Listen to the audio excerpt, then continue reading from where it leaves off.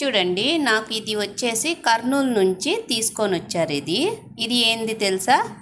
చింత చిగురు. ఈ చింత చిగురుతోటి మటన్ చేయొచ్చు, మటన్ పులుసు, మళ్ళీ వచ్చేసి చింత చిగురు పప్పు, అది బాగుండిద్ది, చాలా టేస్ట్గా ఉండిద్ది. నాకైతే చాలా ఇష్టం. ఇదైతే కర్నూలు నుంచి తెచ్చారు. అలాగే కర్నూలులో మా ఇల్లు ఉంది. సో మా ఇంట్లో కాసిన మామిడికాయలు అనమాట ఇది నేను పచ్చడి పడదాము అని అనుకుంటున్నాను. నేను ఇంకా చాలా ఉండి కింద నేను ప్రస్తుతానికి కొంచెం చూపిస్తున్నాను మీకు. ఇవి వచ్చేసి కర్నూలులో చిల్లీస్. ఇది అయితే రోటి పచ్చడి, రోట్లో దంచి ఫుల్గా మెత్తగా కాకుండా కచ్చాబుచ్చాగా అని చెప్పని దంచి టమోటా పచ్చడి, పచ్చిమిరపకాయల పచ్చడి, బుడ్డల పచ్చడి అలాంటివి చేసుకుంటే భలేగా ఉండిద్ది అనమాట. చూడండి, నాకు ఇవి కర్నూలు నుంచి పంపించారు మా ఆంటీ వాళ్ళు. సో ఇక చూడండి, రోజు రేపేమో చింత చిగురు పప్పు.